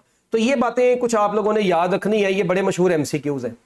अच्छा, इसके बाद अब हमारे पास आखिरी बात रहेगी बच्चों, अगर मैं ग्राफ में टाइम इन्वॉल्व कर देता हूं। अब देखें मैंने बोल दिया kinetic energy versus time graph, ठीक है। काइनेटिक एनर्जी का टाइम के साथ ग्राफ कैसा होता है? काइनेटिक एनर्जी का फार्मूला जल्दी जल्दी बताएं। काइनेटिक एनर्जी का फार्मूला बच्चों क्या पढ़ा है आप लोगों ने? 1/2 के क्या फार्मूला था? x0 का मैक्सिमम काइनेटिक एनर्जी का, या जनरल ये क्या था? 1/2 के एक्स नोड का स्केयर माइनस एक्स का स्केयर, जनरल फार्मूला तो यही था ना काइनेटिक एनर्जी। अच्छा, मगर अगर मैं बात करता हूं कि काइनेटिक एनर्जी का हम लोगों ने, अब जरा मेरी बात बच्चों गौर से सुनना,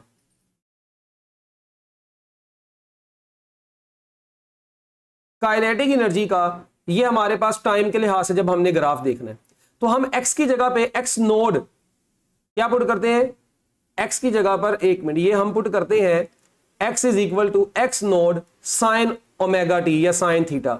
अगर मैं एक्स की जगह पर बच्चों ये पुट करता हूं तो बताओ ये क्या बनेगा, ये बनेगा kinetic energy is equal to 1/2 के, यहीं पे रहने दो, एक्स नोड का स्केयर माइनस एक्स नोड का स्केयर साइन स्केयर थीटा, यही बनेगा। अच्छा, एक्स नोड के स्केयर को आप कॉमन ले लें तो 1/2 के एक्स नोड का स्केयर बचा और साथ में बच गया 1 माइनस साइन स्केयर थीटा, यानी कि काइनेटिक, और देखें क्या मैं इसको यूं कह सकता हूं 1/2 के एक्स नोट स्केयर को maximum kinetic energy, maximum kinetic energy 1 minus sign square theta, यानी सिंपल हार्मोनिक मोशन में काइनेटिक एनर्जी जो होती है वो maximum kinetic energy into 1 minus sign square theta होती है। अब ये जो थीटा होता है आपको पता है यहां पर ये थीटा होता है ओमेगा टी। तो देखें हम काइनेटिक एनर्जी को जब इस टाइम के लिहाज से प्लॉट करेंगे तो ग्राफ में ये साइनोसाइडल आएगी। इसका मतलब है कि इसकी जो नेचर होगी, एक तो पहली बात तो ये कि साइनोसाइडल होगी। जब हम एक्स के लिहाज से डिस्प्लेसमेंट के लिहाज से देख रहे हैं तब पैराबोलिक थी, अब साइनोसाइडल होगी। अब इसका ग्राफ अभी हम प्लॉट कर लेंगे। इसी तरह बच्चों अगर मैं आप लोगों को potential energy versus time graph की बात करता हूं, टोटल एनर्जी याद रखिएगा वो तो सेम ही रहेगी।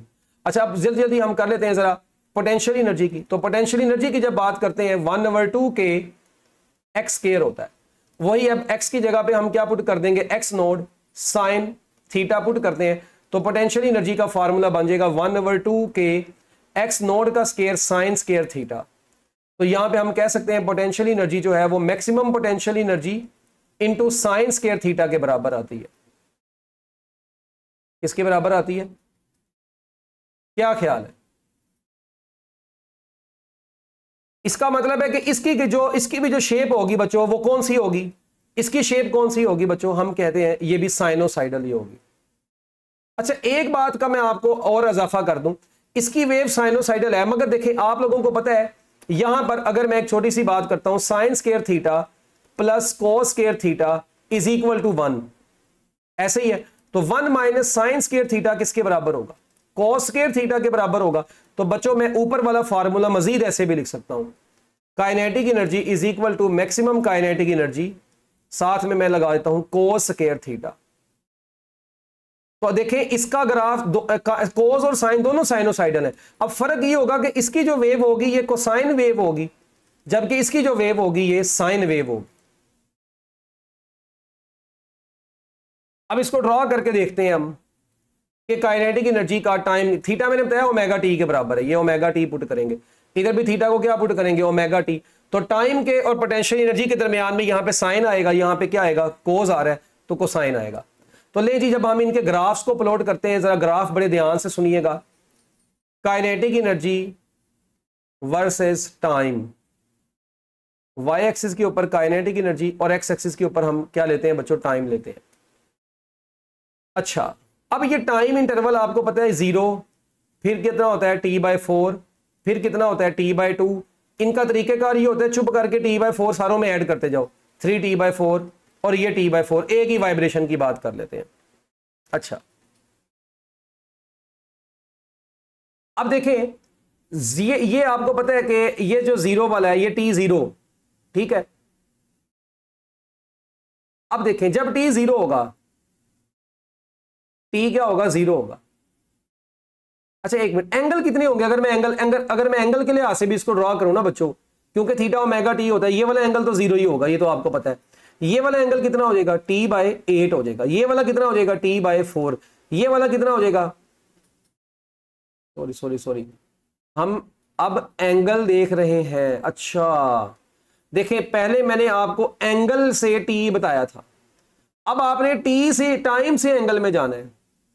दोबारा सुनिएगा, देखें अगर आप बच्चों जाते हैं टाइम से एंगल में जाना चाहते हैं तो आप क्या काम करते हैं, मेरी बात को सुन लेना ये गौर से। देखो theta is equal to omega t, आप यहां पे थीटा अगर आप निकालना चाहते हैं, ओमेगा होता है 2 pi over capital T, into T.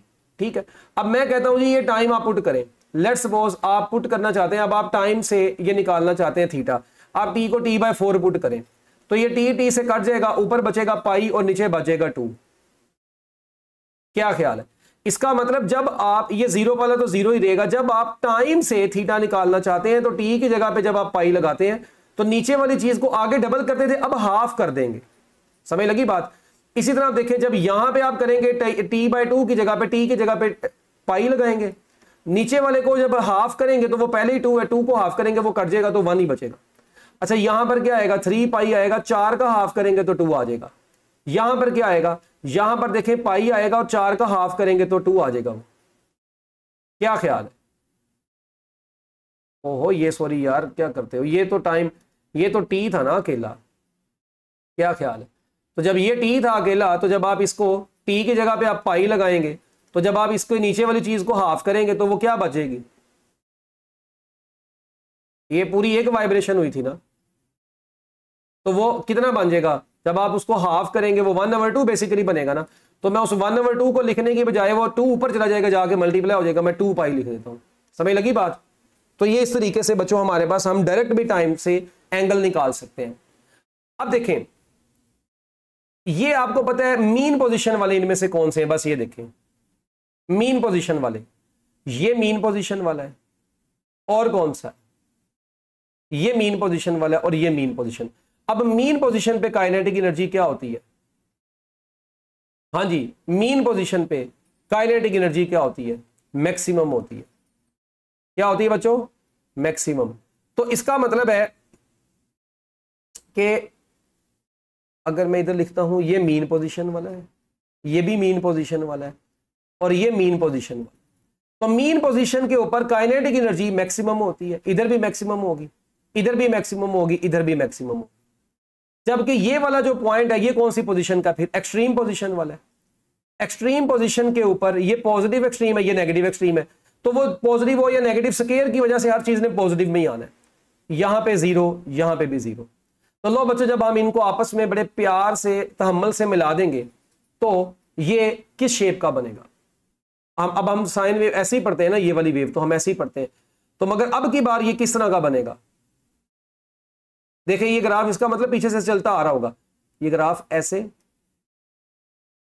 फिर ऐसे, फिर ऐसे, ये ग्राफ इस शेप का बच्चों बनेगा।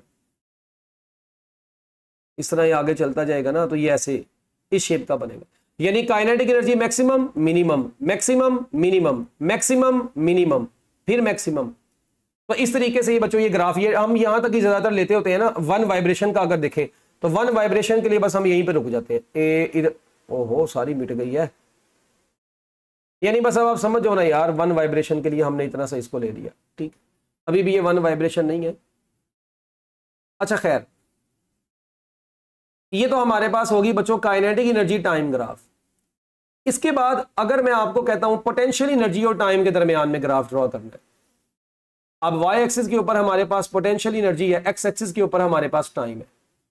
वही बात 0, t/4, t/2, 3t/4 और उसके बाद एक टाइम पीरियड आ गया t।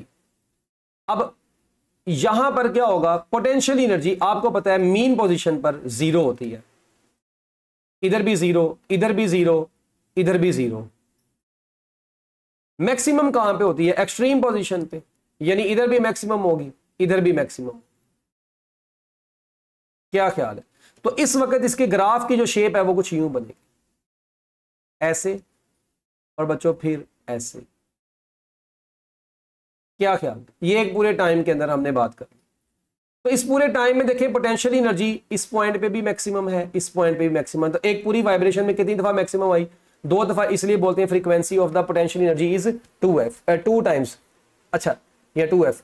तो इस तरह देखें यहां पे वन वाइब्रेशन इधर कंप्लीट हो गई थी, तो काइनेटिक एनर्जी भी यहां से तो वो स्टार्ट हुआ है, तो काइनेटिक एनर्जी भी एक पूरी वाइब्रेशन में 2 दफा मैक्सिमम हुई थी। तो काइनेटिक एनर्जी की फ्रीक्वेंसी भी कितनी थी? 2f थी। ये बच्चों उस वक्त की बातें जब बॉडी अपनी मोशन को मीन से स्टार्ट करेगी, याद रखना। जब बॉडी एक्सट्रीम से स्टार्ट करती है ना, फिर कोज की जगह साइन, साइन की जगह कोज, इनके जो फार्मूलाज हैं वो उल्ट जाते हैं, मगर वो आपको नहीं आएगा, इतनी ज्यादा हाई लेवल की बातें नहीं वो करेगा।